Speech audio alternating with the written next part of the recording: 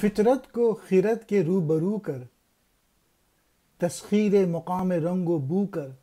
اقبال کہہ رہے ہیں جو کچھ اللہ تعالیٰ نے تجھے دیا ہے اسے اپنی عقل کے مطابق اس سے کام لے، کیونکہ دنیا کو اپنے تابع کرنے کا یہی ایک طریقہ ہے۔ علامہ اقبال نے اس شعر میں دنیا کو فتح کرنے کا طریقہ بتا دیا کہ اپنی فطری جو صلاحیتیں ہیں، جو اللہ تعالیٰ نے صلاحیتیں دی ہیں، ان کو استعمال کر۔ اس کے علاوہ اپنی عقل کو استعمال کر جو اللہ تعالیٰ نے تجھے ذہن دیا ہے۔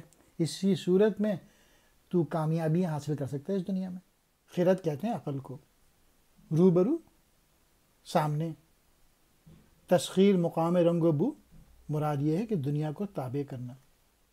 تو اپنی خودی کو کھو چکا ہے، کھوئی ہوئی شے کی جستجو کر۔ علامہ اقبال کہہ رہے ہیں کہ جو مسلمانوں کا ڈاؤن فال ہوا ہے اس کی وجہ یہ ہے کہ انہوں نے اپنی خودی کو استعمال نہیں کیا، اپنی صلاحیتوں کو استعمال نہیں کیا۔ تو وہ کہہ رہے ہیں کہ دوبارہ اپنی صلاحیتوں کو استعمال کرنا شروع کر دو، تو یہی وہ چیز ہے جو کہ کھو گئی ہے تم سے۔ مین میسیج یہی ہے کہ جو خودی وہ جوہر ہے جس کے بغیر انسان زندگی کے مراحل میں کامیاب نہیں ہو سکتا۔ خود ہی کہتے ہیں اپنی پوشیدہ صلاحیتیں، کھوئی ہوئی گمشدہ، جستجو کر تلاش کر۔ تاروں کی فضا ہے بے کرانہ، تو بھی یہ مقام آرزو کر۔ بے کرانہ کہتے ہیں جس کا کوئی کنارہ نہ ہو۔ اقبال کہہ رہے ہیں تیرے اندر اتنی ہی صلاحیتیں ہیں، بے پناہ صلاحیتیں ہیں جس کا کوئی کنارہ نہیں ہے، بس تو اس کو ڈیولپ کر۔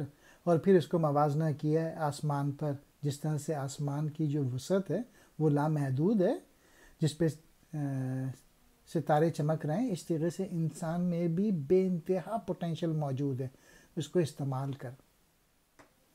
اریاں ہیں تیرے چمن کی حوریں، چاکے گل و لالہ کو رفو کر۔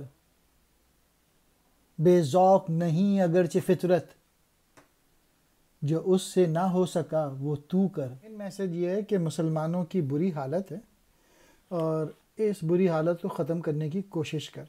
اور دوسرے شعر میں اقبال کہہ رہے ہیں کہ ہرچند کہ فطرت بے ذوق نہیں ہے، اس کے باوجود جو کام وہ تکمیل نہ کر سکی اپنی جد و جہد اور عمل سے، تو اس کو مکمل کر، محنت کر۔ یہ ہے مین میسج۔ اریاں کہتے ہیں ظاہر کو، ننگی کو، چمن مراد ہے دنیا، چاکے گل و لالہ پھولوں کے شگاف مراد مسلمانوں کی بری حالت، رفو کر سیدھے، بے ذوق بے سلیقہ بے لطف